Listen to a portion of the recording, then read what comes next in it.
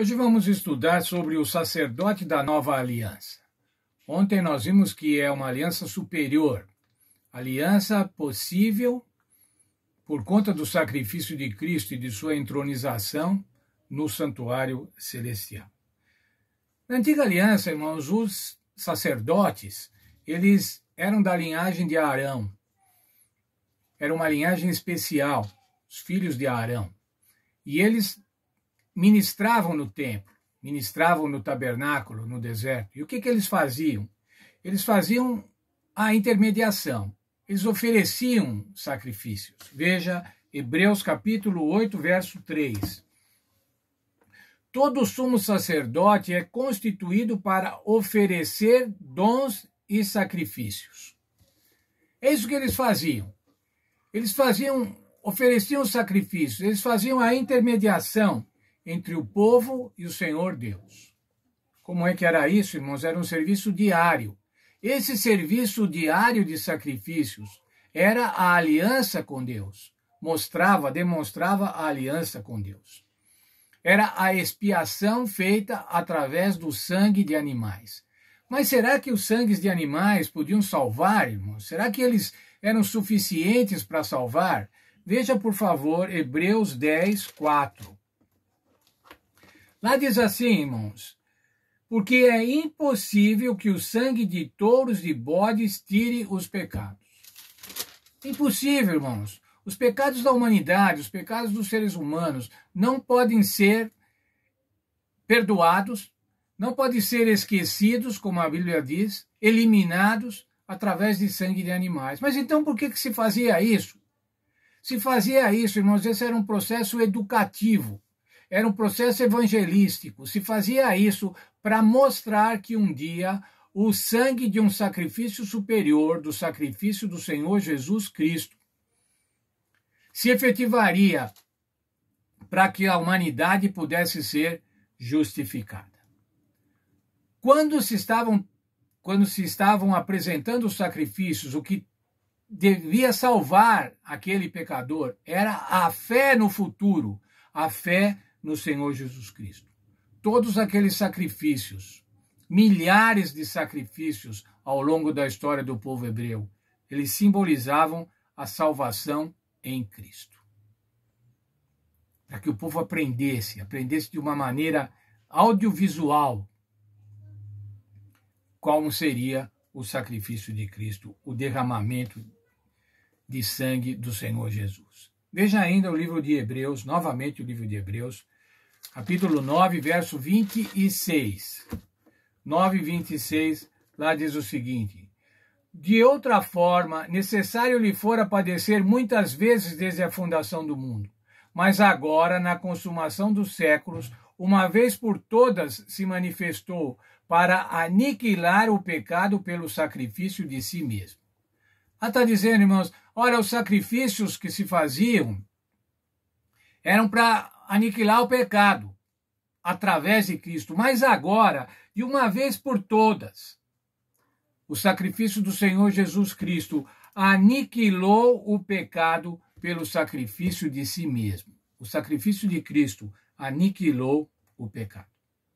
O sacrifício de Cristo, irmãos, eliminou os sacrifícios diários da velha aliança. O sacrifício de Cristo é único, é necessário e é suficiente para prover a justificação dos seres humanos. Não era mais necessário, irmãos, efetuar sacrifícios. Não era mais necessário matar animais. Por quê? Porque o Senhor Jesus Cristo, aquele a quem os sacrifícios de animais tipificavam, o Senhor Jesus Cristo já tinha vindo e já tinha efetuado um sacrifício superior.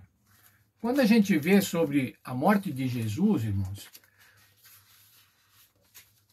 Mateus, no capítulo 27, 51, diz o seguinte, vamos ler o verso 50, primeiramente.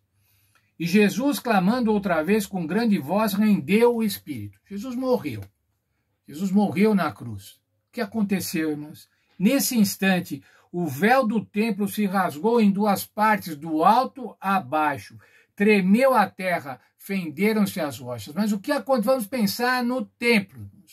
O que aconteceu? O véu se rasgou. Não era mais necessário fazer sacrifícios. Por quê? Porque o Senhor Jesus havia, como diz aqui, havia entregue o seu espírito, rendeu o seu espírito, havia morrido. O sacrifício consumado de Cristo, irmãos, possibilitou que ele fosse entronizado no céu como nosso sacerdote celestial, como nosso sumo sacerdote no santuário celestial. Veja lá Hebreus 8, de 1 a 5, nós não vamos ler o texto todo, mas diz assim: nós temos um sumo sacerdote que está à direita da majestade. Ele é ministro do verdadeiro santuário, fundado pelo Senhor.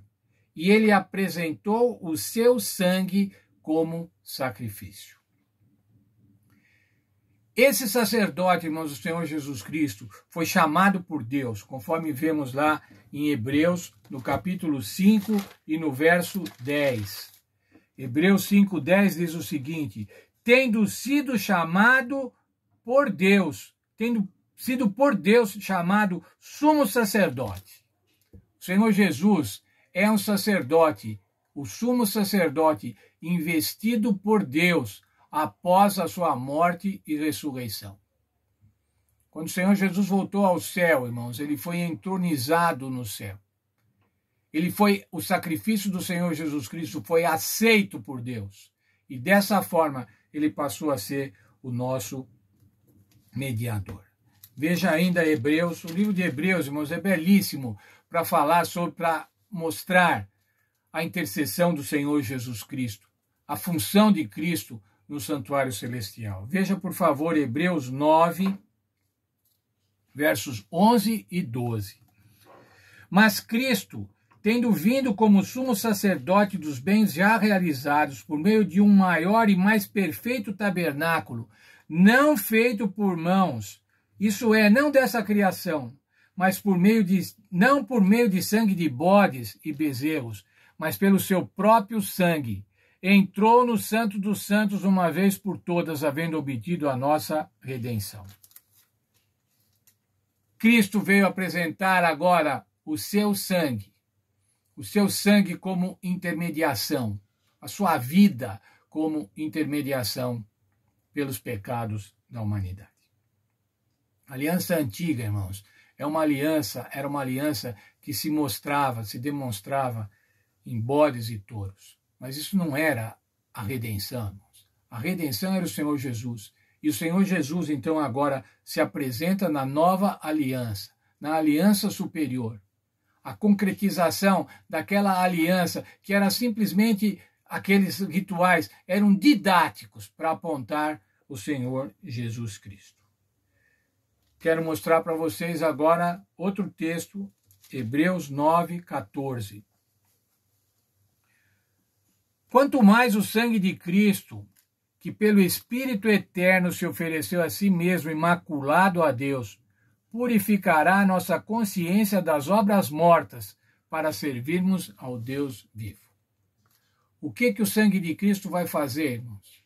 Vai purificar a nossa consciência das obras mortas. Vai demonstrar a nós, irmãos, que a salvação não se dá pelas obras. Não se dá por aquilo que a gente faz ou deixa de fazer, mas a salvação se dá pelo sangue de Cristo. E após sermos salvos, as nossas obras vão ser diferentes. As nossas obras vão mostrar que nós estamos salvos, mas nunca as nossas obras vão nos justificar diante de Deus. O que vai nos justificar diante de Deus é o sangue do Senhor Jesus Cristo. Quem vai nos justificar diante de Deus é o Senhor Jesus Cristo, o sacerdote da nova aliança, o sacerdote do santuário celestial. Portanto, irmãos, devemos depositar a nossa confiança no Senhor Jesus Cristo. Há outro texto na Bíblia que diz assim: nós temos um advogado ao lado do Pai, para nos justificar, para eliminar os nossos pecados e para possibilitar que tenhamos a vida eterna e sejamos salvos. Que Deus abençoe a cada um de nós e possamos descansar.